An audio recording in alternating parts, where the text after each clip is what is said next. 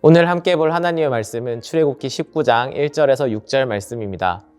이스라엘 자손이 애굽 땅을 떠난 지 3개월이 되던 날 그들이 시내 광야에 이르니라. 그들이 르비딤을 떠나 시내 광야에 이르러 그 광야에 장막을 치되 이스라엘이 거기 산 앞에 장막을 치니라. 모세가 하나님 앞에 올라가니 여호와께서 산에서 그를 불러 말씀하시되 너는 이같이 야곱의 집에서 말하고 이스라엘 자손들에게 말하라. 내가 애굽 사람에게 어떻게 행하였음과 내가 어떻게 독수리 날개로 너희를 업어 내게로 인도하였음을 너희가 보았느니라. 세계가 다 내게 속하였나니 너희가 내 말을 잘 듣고 내 언약을 지키면 너희는 모든 민족 중에서 내 소유가 되겠고 너희가 내게 대하여 제사장 나라가 되며 거룩한 백성이 되리라. 너는 이 말을 이스라엘 자손에게 전할지니라. 아멘.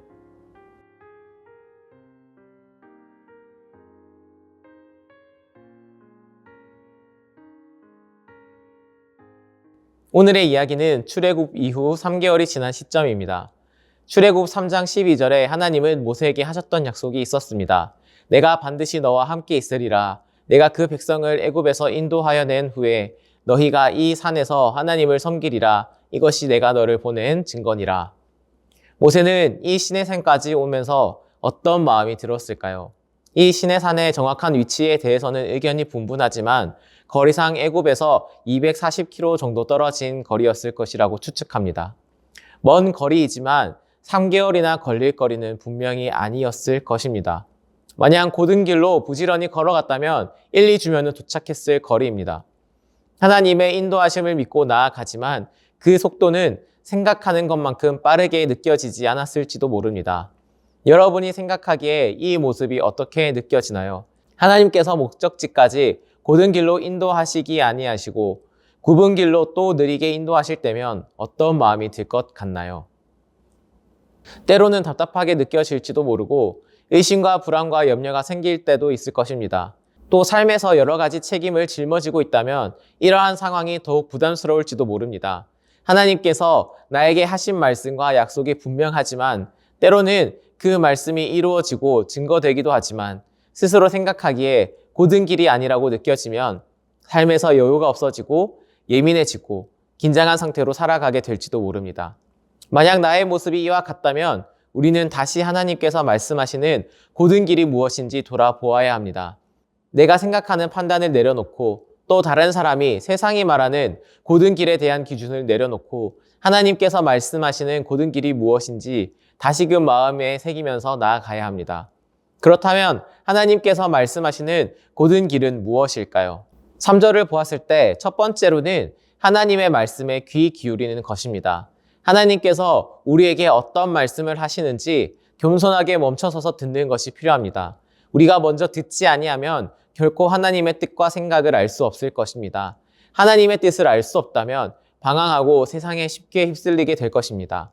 그렇기에 언제나 우리는 먼저 들을 준비가 되어 있어야 합니다. 4절을 보았을 때 두 번째로는 하나님의 인도하심을 돌아보는 것입니다. 하나님께서 나의 삶을 어떻게 인도하셨는지 살펴보므로 그 은혜를 잊지 아니하고 다시금 믿음을 세워 나가야 합니다. 앞으로 인도하실 길만 바라보는 것은 우리에게 더한 욕심만을 가져오게 될지도 모릅니다. 우리는 우리 삶 가운데 행하셨던 주님의 손길을 기억함으로 늘 겸손한 마음을 세워 나가야 합니다. 또 5절을 보았을 때 세 번째로는 말씀에 순종하는 것입니다. 그리고 하나님께서 우리에게 하신 말씀과 언약을 잘 지키며 살아가야 합니다. 하나님께서는 우리와 하신 약속을 한 번도 잊으신 적이 없으시고 이루어 가십니다. 우리도 하나님과 한 약속을 기억하고 살아내기를 늘 결단하면서 나아가야 할 줄 믿습니다. 6절을 보았을 때 마지막으로는 소명으로 살아가는 것입니다. 각자의 자리에서 하나님께서 불러주신 모습으로 살아가야 합니다. 우리는 어느 곳에서나 하나님께서 부르신 목적과 이유가 있으며 그곳에서 하나님을 증거하며 살아가야 합니다. 그것이 거룩한 하나님의 백성된 자들의 모습입니다. 세상과는 구별된 목적으로 살아가는 모습이 우리에게 필요하다는 것을 언제나 기억해야 합니다. 사랑하는 불꽃교회 성도 여러분, 말씀을 다 듣고 다시 돌아보면은 이런 생각이 들지도 모릅니다. 분명 고든 길이라고 했는데 어째서 듣고 돌아보고 순종하며 전하는 것을 말하고 있는가라고 생각이 들었을지도 모릅니다. 사실 우리가 생각하는 고든 길은 전진함으로 인해 더욱 발전하고 상황과 환경이 좋아지며 이를 바탕으로 누군가를 앞서가는 길이라고 생각하고 있었을지도 모릅니다. 하지만 하나님을 따르는 자들에게 고든 길이란 바로 동행하는 길 자체임을 우리는 기억해야 합니다. 말씀 앞에서 멈춰서서 각자의 삶을 돌아보기를 원합니다. 하나님과 동행함을 기억하고 살아가는 자들만이 거룩한 하나님의 백성이 되어 영생의 길로 나아가게 될 것입니다. 오늘의 삶 가운데에서 지금도 우리와 함께 걸어가고 계시는 하나님을 생각함으로 평안한 마음이 가득 넘치기를 축복합니다.